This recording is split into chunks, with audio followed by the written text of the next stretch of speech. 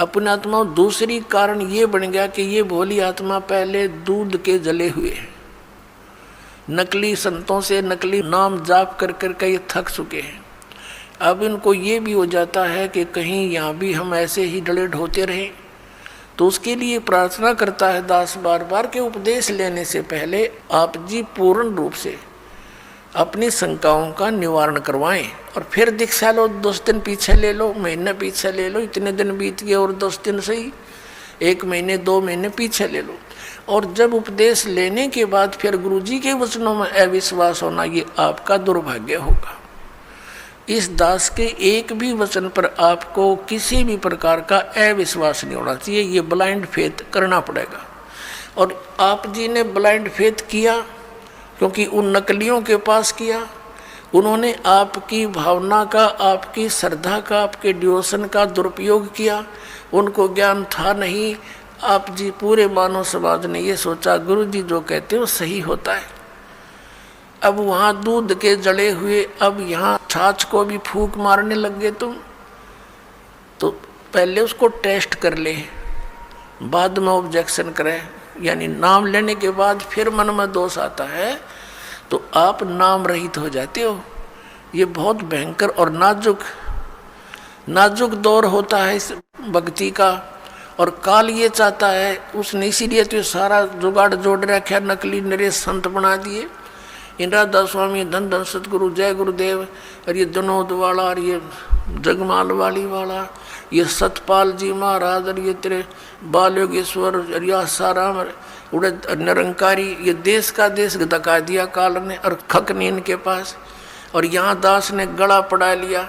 15 साल हो गए रह रहकर इस ज्ञान को सुनाते। आपके इसी ज्ञान को सुनाने के कारण, आप तक सत्य को पहुँचाने के लिए इस दास के ऊपर कितने बुरे आरोप लगाए गए, जेल में डाल दिया, क्रोथा कांड करवा दिया इन दुष्ट लोगों ने, क्योंकि इनकी रोजी रोटी बंद हुई थी।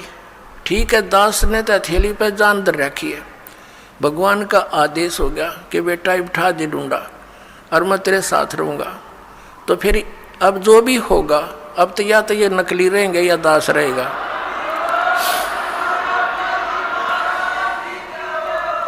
अज्ञान तो पहले था ही था, अब ये ज्ञान रहेगा, एक का रहेगा दूसरा नहीं रहेगा संसार में। आप देख लेना, कुछ ही दिनों की बात है।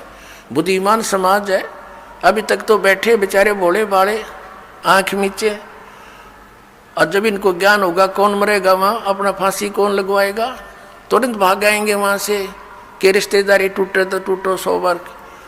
तो कहने का भाव ये है कि जो उद्देश्य लेकर हम आए उसको पूरा करना पड़ेगा।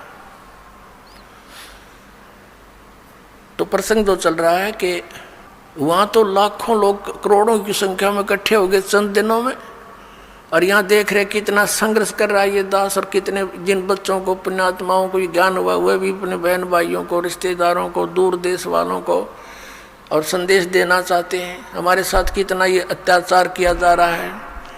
जैसे यहाँ हरियाणा में क्रोथा कांड करा के हमें जेल में ठोक दिया, क्रोथा आश्रम छीन लिया, तहस नहस कर दिया, झूठी अफवाहें फैला दी, गुंडा है, बदमाश है, वहाँ ऐसे होता था ताकि सब जनता उनसे नफरत करे और साथ में जितने उनके शिष्य हैं वो भाग जाएं। ऐसा गंदा व्यक्ति है रामपाल।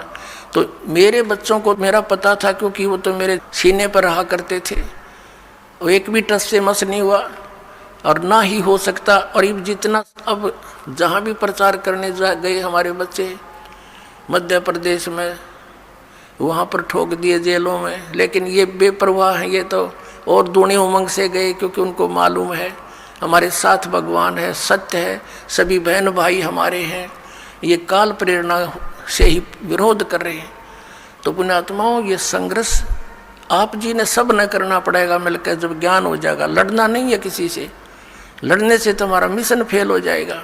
कि किसके साथ लड़े, वो भी तो अपने बच्चे भाई बहन हैं, सभी मजहब धर्मों के, क्योंकि हम एक पिता की संतान है। ये हृदय से सोच लेना, फॉर्मेलिटी मत समझना। सच्चाई ये है, हम किसके साथ मरे। परमात्मा आए थे कबीर जी, उनके साथ कितना अत्याचार किया था और किसी को उन्होंने एक शब्द भी अप नहीं बोला।